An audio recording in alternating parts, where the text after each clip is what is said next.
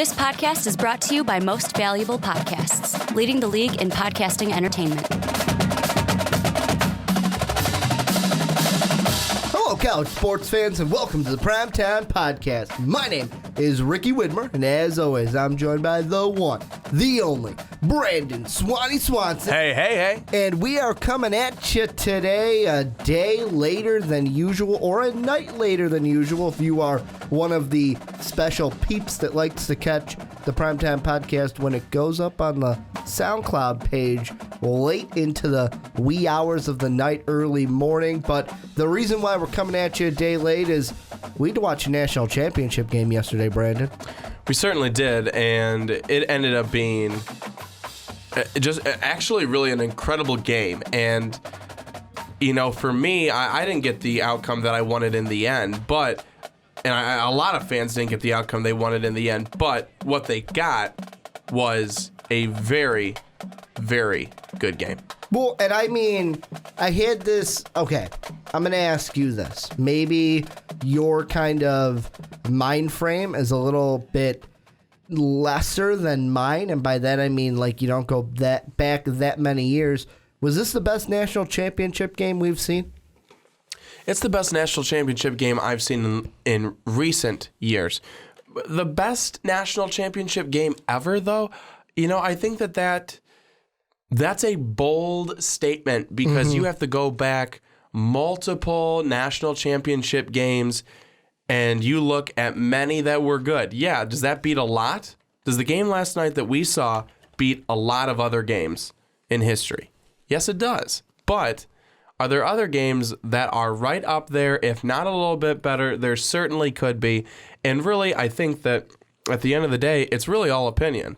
You're not right, you're not wrong necessarily, but I think that it's definitely, of what I've seen, again, and I said this to you last night, that this is probably one of the better ones I've seen in recent memory, probably within the last 4 to 5 years. I thought that this game was right up there with some of the better ones that I've seen. But that's not to say that there isn't one that's better. I'll give you two that this is my lifetime that I had seen that I may put in front of this game. Because it's hard to say, well, you're going to say, well, Ricky, it's a buzzer beater, go fuck yourself. It was great. However, there are two games that I would put ahead of this one. The first one, 2010, Butler-Duke. I know it didn't go in, but the Hayward shot from half court, the milli-inches, centimeters away from sending Duke home without a national championship, and that team with Hayward and Howard and Shelvin Mack, that was a great game. And to me, maybe it's because I was like 18 and kind of youthful and just completely loved the tournament when I was a younger child, I'm going to say. Even as an 18-year-old high schooler, I'm going to call myself a child, but you're kind of infatuated with it. I would even say the Kansas-Memphis game when Mario Chalmers and Brandon Rush went up against Derrick Rose's Memphis Tigers and John Calipari's Memphis Tigers, and Kansas stole it from them in overtime. To me, those were two games that I was like, you know what, this is a good one, but those two, to me, were better games. And again, you know what we're looking at? An opinion. An opinion.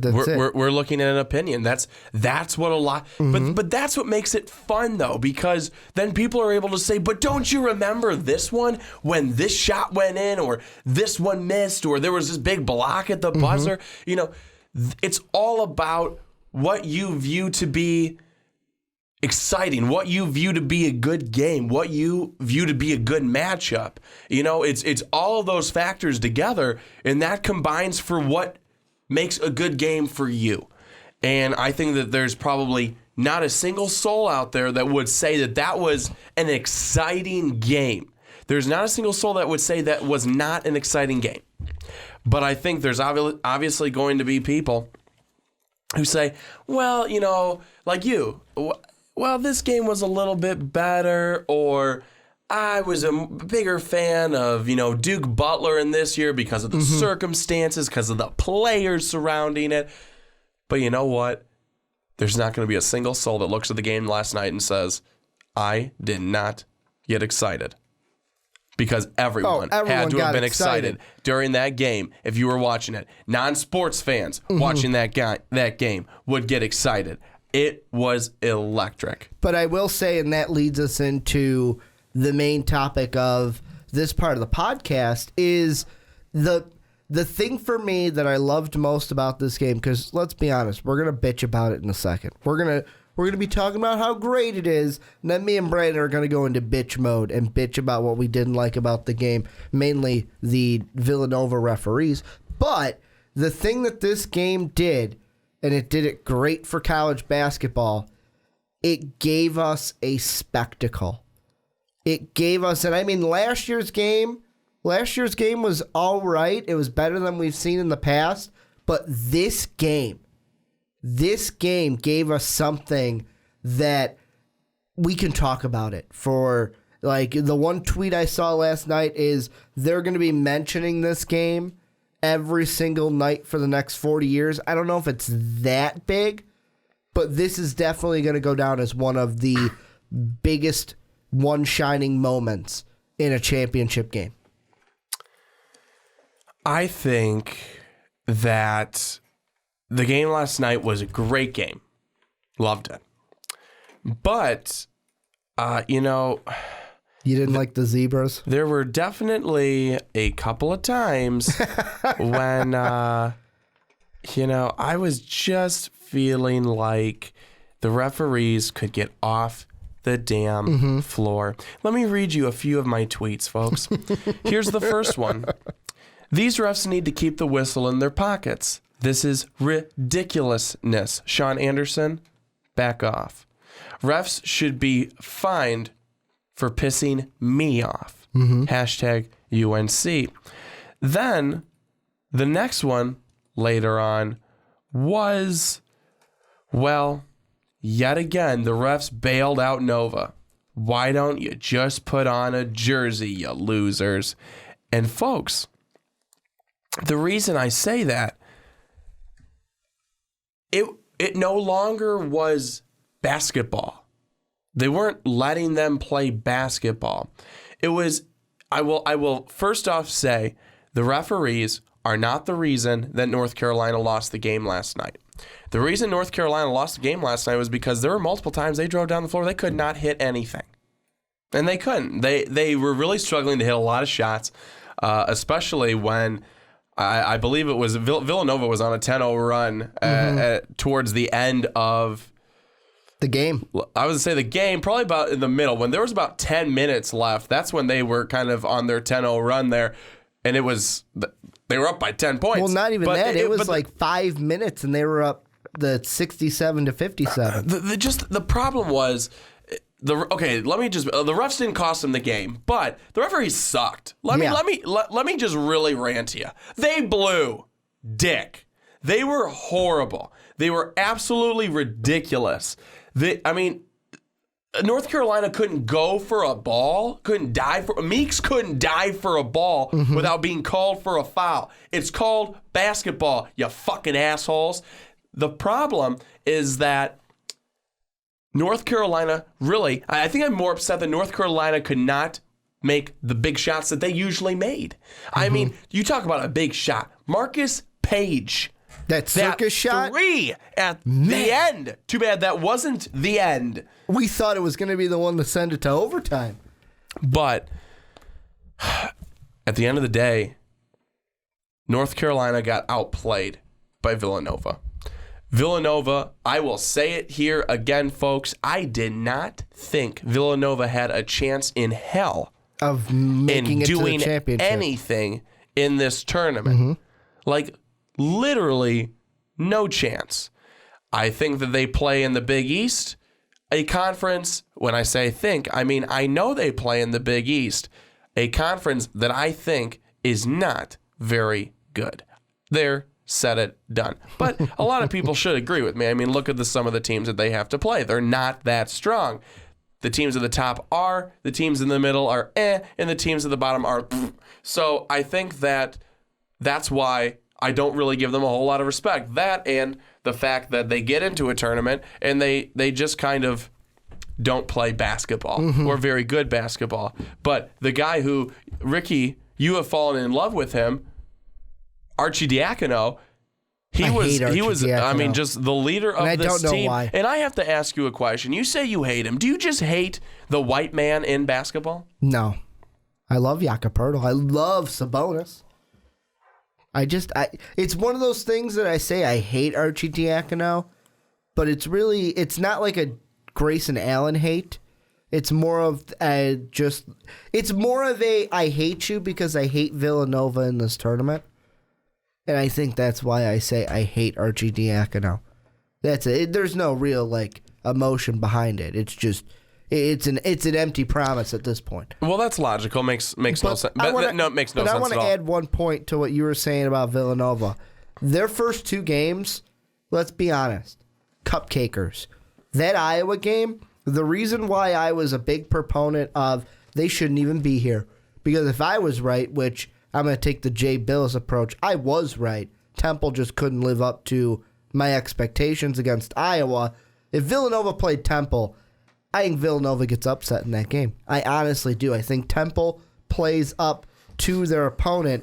However, Villanova against Miami, Villanova against Kansas, Villanova against Buddy Hield and Boomer Sooner, Villanova against UNC.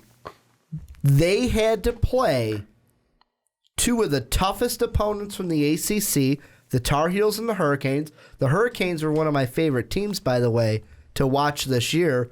They had to play both one seeds, the Tar Heels being one of them as well, that people were picking, Kansas and UNC, that's their national championship game. They're the ones that have the best chance to run the table.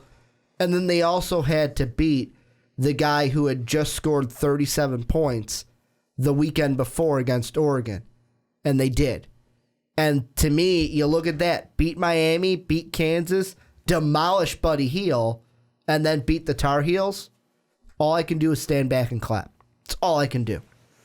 Yeah, it was amazing. It was amazing. And again, I have to give it up to Villanova. They proved me wrong. They proved a lot of people wrong. And I think that they're very happy about that. They should be proud. I mean, it's a great, hold on. I'll probably remember when I let you talk, but I really am very proud of this organization, and Jay Wright, a very good coach, a great guy, it seems like.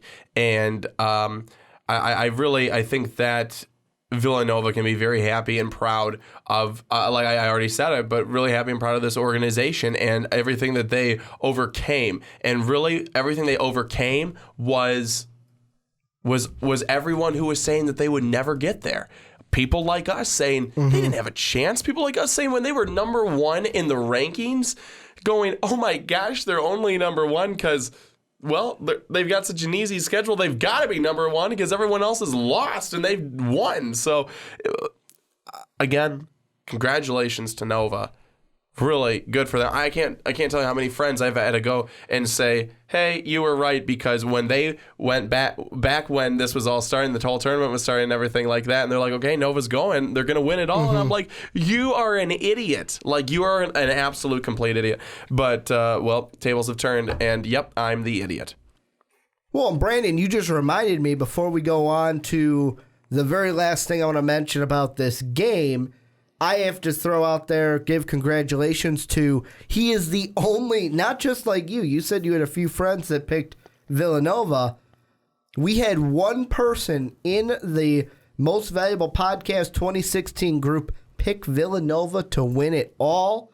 Brayton Martin, the winner of the Amazon gift card. Brayton, if you are listening, and we're going to hit you up, send us a direct message on Twitter with your Twitter handle, and we will get you hooked up with the Amazon the Amazon gift card. I was almost going to say Amazon Fire, but it's going to be an Amazon gift card. I also got to give a congratulations to the Perfect Bracket, because Here's how it went down, Brandon. No one got a perfect bracket. The perfect bracket, and that's the name of the bracket in our group. Oh.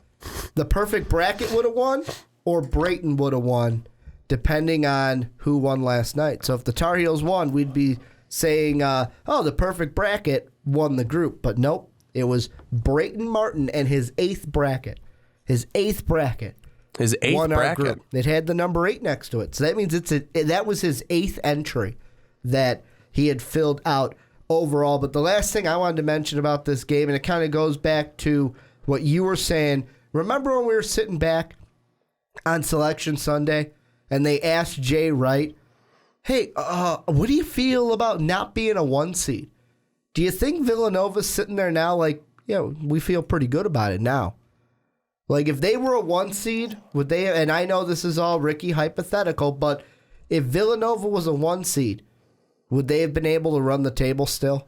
Do you think that this Nova team was that good? Or is this a, situational where they were in the bracket and then they ran the table when they played the tough opponents like the Miami, the Kansas, Oklahoma, and UNC?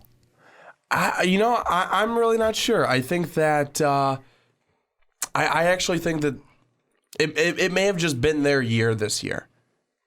When it's a team's year, it don't matter if you're the 1 or, well, probably not the 16, but the 1 or the 7. You know what I mean? I think that clearly Syracuse kind of showed that to us. Doesn't matter if everyone said that you shouldn't have even been in the tournament. You made it to the Final Four. So it doesn't matter. I really don't think it matters. The team the special team will always win. That's what I think. The special teams win. Doesn't matter what your seed is. You will find a way to win.